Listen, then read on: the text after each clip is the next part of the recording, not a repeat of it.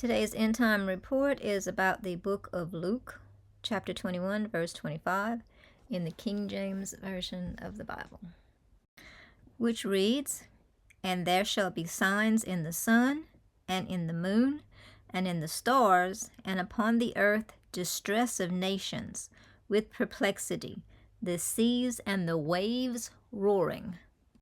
First article today comes from ABC News, and it is entitled "California Storms Turn Deadly as Waves Wreak Havoc in Coastal Communities." And you'll see the little underneath, it says, "Waves reportedly reach 60 feet high." A powerful storm hitting the West Coast churned up waves as high as 60 feet and prompting multiple rescues when a pier collapsed in Santa Cruz, California. According to the sheriff's office, 3 men, all members of the city crew working on the pier at the time, were thrown into the ocean. Lifeguards sprang into action and rescued 2 of the men, while the 3rd worker swam to shore on his own. None of the men were seriously injured, according to Santa Cruz Mayor Fred Keeley. The incident lopped off a 150-foot section of the end of the pier, which was undergoing a reconstruction. Large chunks of the pier were left floating in the water. The sheriff's office also issued an evacuation order Monday afternoon for oceanfront residents along an approximately 3-mile stretch of the shoreline just south of Santa Cruz, citing large swells, in other words, large waves, and high tides. The National Weather Service in the Bay Area warned that dangerous and life-threatening beach conditions are forecast for along the Pacific coast through Tuesday, including rough seas and breaking waves up to 60 feet high. High surf warnings were issued up and down the West Coast from Washington to Southern California. And then afterwards, on December the 27th, we have massive tsunamis that strike the coastline of Peru. And some of these wave heights of these tsunamis were like 19 feet.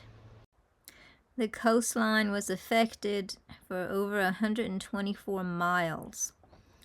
Many hotels, businesses, homes were damaged and affected. Fishermen's port infrastructure.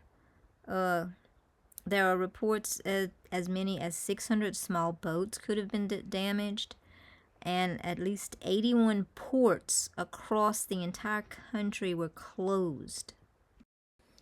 And once again, no earthquakes were recorded to have caused these tsunamis, so it's still questionable where they came from and what caused them. Some are even suggesting the possibility of landslides just off the coast in the water.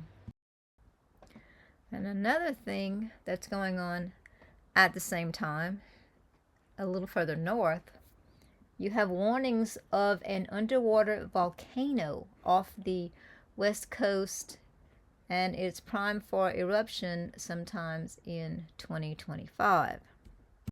The volcano, called Axial Seamount, is more than 3,600 feet tall and sits half a mile underwater, just 300 miles off the coast of Oregon.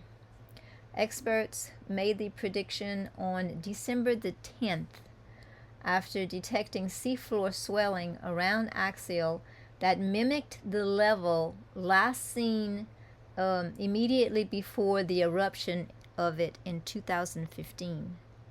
Seismic activity has increased on this volcano, with hundreds of earthquakes generating around it per day. The earthquake swarms have been greater than 500 earthquakes a day. The team first noticed the swelling in November, using a suite of tools to meticulously monitor this volcano's activity, collecting real-time data about its rumblings and shakings and swellings and even tilting. Located on the Wandafuka Ridge, Axial is the most active underwater volcano in the Northeast Pacific. Fortunately, eruptions from Axial pose little threat to people or infrastructure on the west coast. That's largely because it is a shield volcano, which generally do not have any explosive eruptions. Since the last eruption in 2015, Axial has reinflated to more than 95% of its last pre-eruption threshold. Let's quickly review some of the things that have been going on in the Pacific Ocean off the coast. We have had 19-foot tsunamis in Peru, 60-foot super waves in California, and earthquake swarms as many as 500 earthquakes in a day caused by a volcano off the coast of Oregon in the ocean.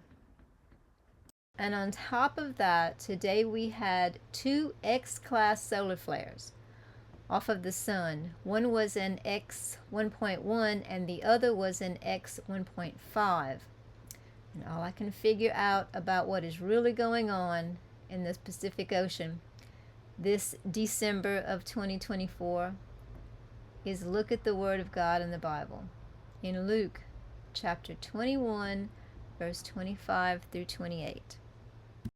And there shall be signs in the sun, and in the moon, and in the stars, and upon the earth distress of nations with perplexity, the seas and the waves roaring. The seas are definitely roaring with all these waves and tsunamis. And the nations of the earth are in distress. They're concerned about nuclear World War III.